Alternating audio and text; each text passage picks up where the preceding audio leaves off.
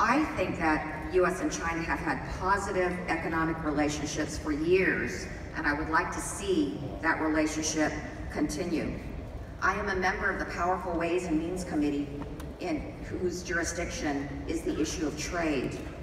I have spoken out in my committee to protest the lack of coherent strategy in the tariffs that President Trump has levied against China, first $50 billion and now $200 billion.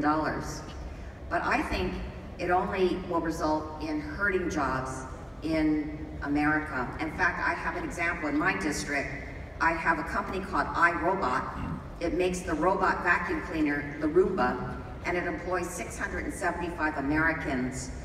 But though the engineers and scientists who developed it are here, the Roomba itself is produced in China, which means that they will now have to pay a 25% tariff when they import their product for sale in the US.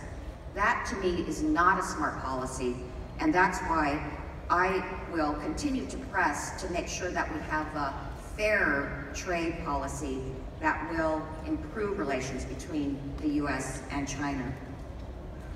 Thank you.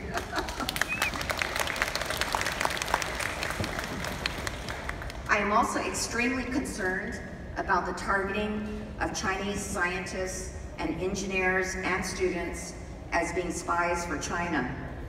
For many decades, Chinese American scientists, engineers, and students have contributed so much to America. But now we have a president that is actually saying that all Chinese students are spies for China. Of course, we know this is a horrible stereotype. This is not true, and this is a hysterical thing that can hurt so many people's lives.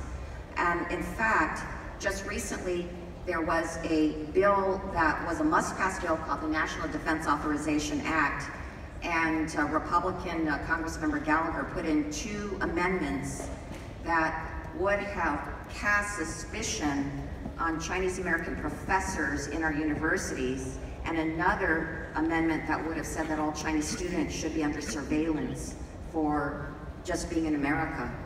And so I rushed down to the floor to stop these amendments, and as a result of my actions, those amendments were stripped out of the bill. So yes, we are safe from that. So I want to guarantee to you that I will take vigilant action against these kinds of efforts. We should not cast aspersions on entire groups of people and cast them as something other than what they are, other than contributors to America. So let us work together and let us make sure that we have a productive relationship between the US and China, and let us make sure that all our entrepreneurs can be as successful as they can be. Thank you, and I would like to present certificates of congressional recognition to the leaders of today's event. If I could bring up Vice President Wei Zhang of the Silicon Valley Innovation and Entrepreneurship Forum, and also founding partner, Dr. Anja Gu of DHVC. Please come forward and accept these